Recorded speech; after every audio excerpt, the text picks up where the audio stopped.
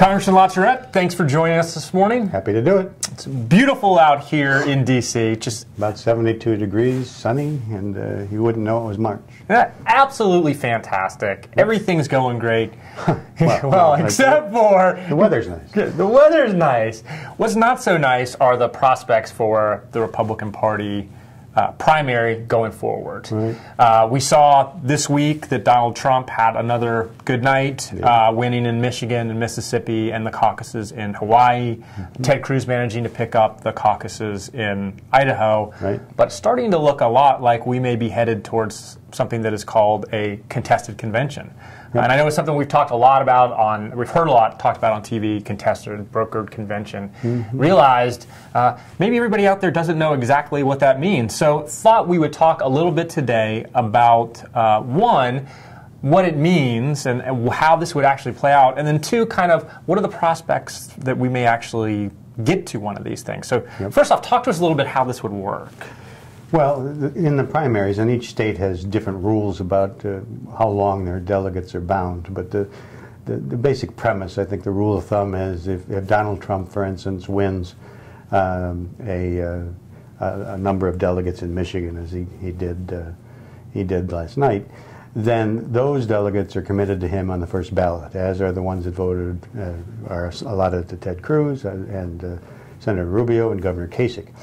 And Ohio is really the epicenter of all of this, to tell you the truth, and whether or not we get to that, more talk of a brokered convention will be greater after Tuesday's primary in Ohio, if Governor Kasich should pull that off, because Ohio's a winner-take-all state. So in some states, when there's 50 delegates, one candidate may get 20, another may get 15, and so forth and so on.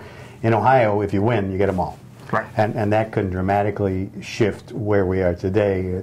Last count is Trump has about 438 delegates, and John Kasich has 54, and then Rubio and Cruz are behind that. But if John Kasich wins Ohio, he jumps almost into second place in terms of number of committed delegates. So they go to the convention. When they arrive in Cleveland, they are committed on the first ballot to how they have been assigned, how their state voted, and somebody needs to achieve 1,237 delegate votes. Not all of them are apportioned. The Republicans don't have as many superdelegates as the Democrats do. But we do have a handful of them. There are a handful of state party chairs and some Republican National Committeemen and so forth and so on.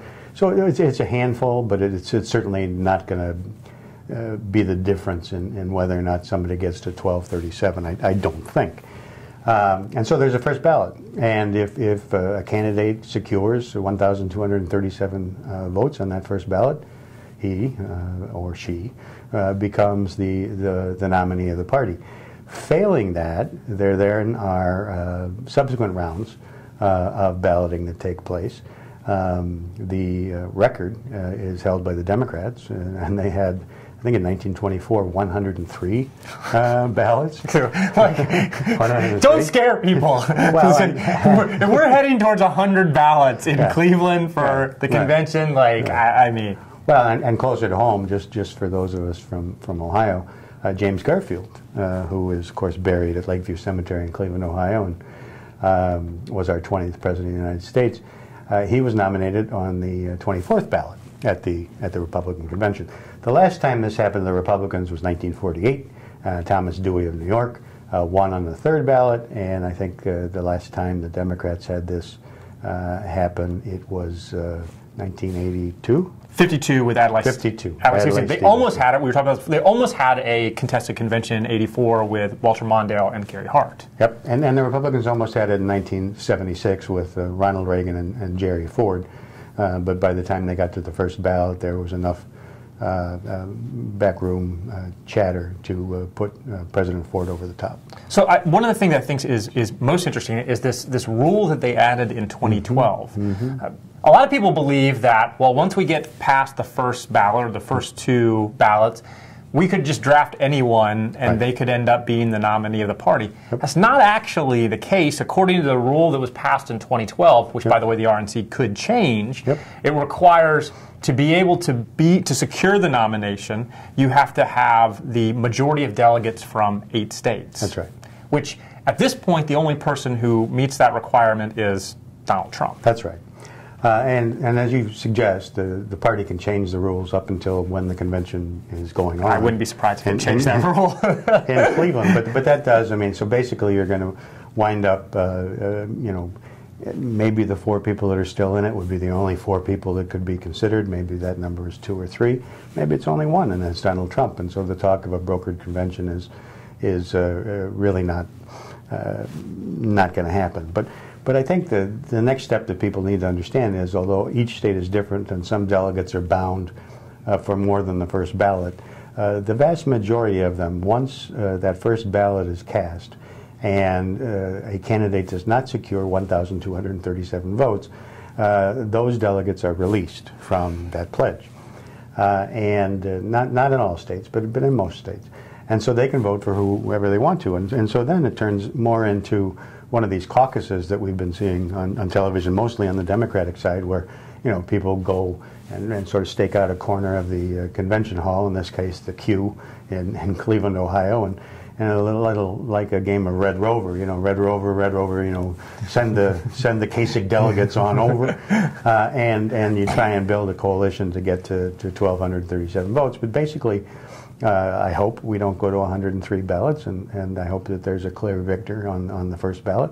But if that should not happen, we could be in for a long roll call. Well, and what do you think for the prospects for the party going forward? There's, you know, I've heard people on both sides of this argument. Some saying that a contested convention would be terrible for the party. That whatever happens, people are going to leave with hurt feelings, and it would dampen turnout, particularly if Trump comes in with the most delegates but leaves without the nomination. I've heard other people say quite the opposite. This could be kind of the most exciting thing that's happened in politics in our lifetime. And then if anything, it might engender like excitement and interest in the race. How do you come down on that? I'm not smart enough to know, but I will tell you that... That's never stopped you before. Well, that's true, so I'm going to tell you my answer. You know, my personal view is the rules are you have to get 1,237 votes. And so no one, including Mr. Trump, can complain if he doesn't get that requisite number of votes that other things happen. I think those who are predicting doom and gloom and how that a brokered convention would mean civil war breaking out in the Republican Party, if it's somehow perceived to be fixed, if you know, there's clearly a lot of forces now, and they've engaged in this Stop Trump movement. And if the Trump people, and you got to give the man his due, he is attracting people, disaffected people, angry people who haven't traditionally participated in the Republican primary process. They're voting for him. And he's gotten 3 million votes. And so what you don't want to do is leave a bad taste in people's mouth that somehow they stole it. As long as it's done fair and square, if that should wind up being the fact, no one really should be in a position to complain, because those are the rules everybody signed up for. So, last question. If Trump goes in with the largest number of delegates, but leaves without the nomination, what do you think somebody like Trump does? Do you think at that point that marriage between Trump and the party can be saved, or do you see him, you know, launching, even if it's a quixotic third-party effort, an effort to get his name on the ballot in November? I would hope that he would honor his pledge that I saw in the debate in Detroit just last week, and he indicated he would be supportive of the nominee of the Republican Party. I would hope that would be his position. I did see after the Iowa caucuses where he accused Senator Cruz of tweeting out that Ben Carson had retired, and he accused him of stealing the Iowa caucuses, and that's what the party can't afford. It can't be viewed as that this somehow was fixed by the establishment. And again, if it's the will of the people in this primary process and the rules are fair to everybody, then the person that gets 1237 wins. Yeah, there's much talk about the party elders and the establishment. At the end of the day, this really is going to be about what Republican primary voters do. Yeah, no, that's exactly right. And I think that the real key to this is when people are talking about it, Ohio's real important next Tuesday, and if if Donald Trump wins down in Florida and wins in Ohio, I think it's over. But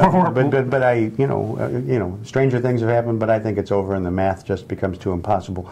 I think Governor Kasich, who is really roared into second place in Michigan last night, if he is able to capture his home state, my home state, I think that changes the playing field just a little bit as we go forward. Well, it's going to be very interesting to watch over the next couple of days and weeks and months and 103 different roll call votes. Well, particularly since, the Congress is not in session this week, so this is something that's important to talk about and get this sort of off the table. Next week, the Congress comes back, and we expect a markup on the federal aviation bill over on the Senate side and some additional House activity. And you're really looking at, because we're in the presidential cycle, you're really looking at maybe Memorial Day being the sort of sweet spot to get the legislation done for this year. And so there'll be a lot of activity that you and I can talk about next week and in subsequent weeks. We're going to be busy here before they all go and play politics for a few months. That's exactly right. Congressman LaTourette, thanks for joining us. Thank you, Chris.